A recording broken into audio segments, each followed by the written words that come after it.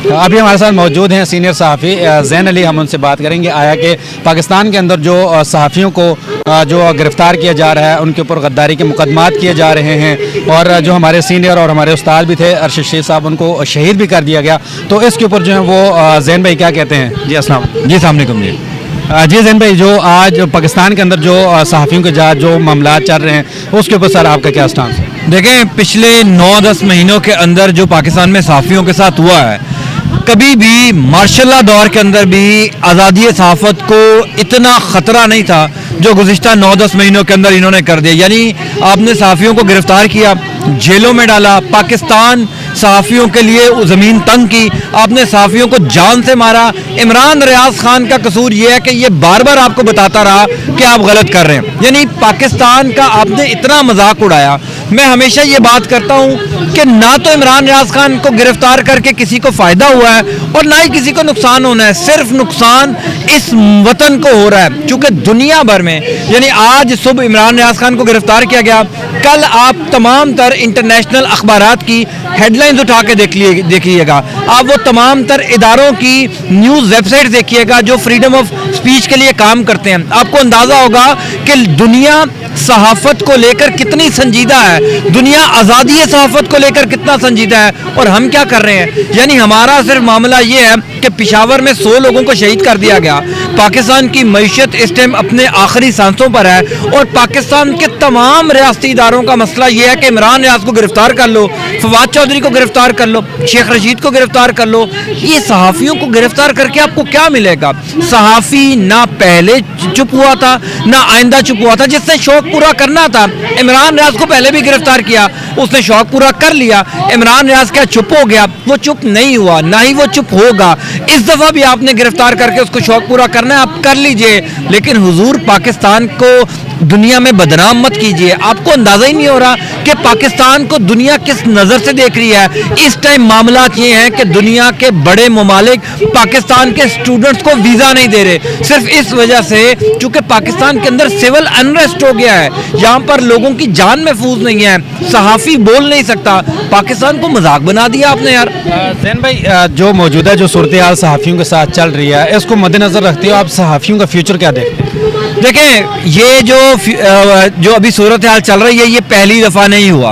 आप जनरल ज़िया का दौर उठा के देख लीजिए, तब से लेकर आज तक सहाफ़ियों को मारा गया, जेलों में रखा गया, कोड़े मारे गए सहाफ़ियों को, सहाफ़ियों की ज़ुबानों पर ताले लगाए गए, सहाफ़ी खामोश नहीं हुए। हाँ, जो 9-10 महीनों के अंदर सबसे ज़्यादा हमें दुख हुआ वो ये था कि पाकिस्तान में कोई मार्शल लॉ नहीं है, एक सिविलियन हुकूमत है, एक सियासी हुकूमत है। गो कि वो गैर आइनी तरीके से आई है, वो अवाम का वोट लेकर नहीं है, ये एक अलग डिबेट है। लेकिन जो 9-10 महीनों के अंदर इस सियासी हुकूमत ने सहाफ़ियों के साथ किया, वो बड़ा तकलीफ देता। कभी भी ये नहीं हो सकता, पाकिस्तान में सहाफ़ियों को खामोश नहीं किया जा सकता। हाँ, मरियम नवाज शरीफ के नज़दीक वो सहाफ़ी है जो नून लीग के ऊपर तनकीद नहीं करता। मरियम नवाज शरीफ के नज़र में सिर्फ चैनल का मालिक मोहसिन नकवी है, चूँकि वो इस टाइम उनका निगरान वज़ीर आला है, उनका ब्लू आइड है। तो ये तमाम सहाफ़ी जो मरियम नवाज शरीफ के हक़ में बोलते हैं वो सहाफ़ी हैं, बाकी तमाम सहाफ़ी जो तनकीद करते हैं वो सहाफ़ी नहीं है। पाकिस्तान में अगर किसी का भी ये ख्याल है कि सहाफ़ियों को गिरफ्तार करके सहाफ़ियों की आवाज़ बंद कर दी जाएगी, तो ये खाम ख्याली है, ऐसा मुमकिन नहीं है। क्या PDM की जो अभी मौजूदा जो हुकूमत जो सूरत हाल चल रही है, आया कि अगर मज़ीद ये 2 से 3 माह मज़ीद अगर ये चलती है तो आप पाकिस्तान का क्या मतलब देखते हैं कि पाकिस्तान की मैशत किस तरफ जाएगी, या सहाफ़ियों की आगे जो सूरत हाल है वो किस तरफ जाएगी? देखें, पाकिस्तान का तो इन्होंने बेड़ा गर्क कर दिया है। गुज़िश्ता 9-10 महीनों के अंदर क्या हाल कर दिया इस मुल्क का। यानी वो तमाम सहाफ़ी जिनको 150 रुपये लीटर पेट्रोल चुभता था, जिनको 170 रुपये का डॉलर चुभता था, आज वो 250 रुपये लीटर भी पेट्रोल उनको सही है, वो खुश हैं। आज 290 रुपये में डॉलर मिल रहा है, वो तमाम सहाफ़ी खामोश हैं।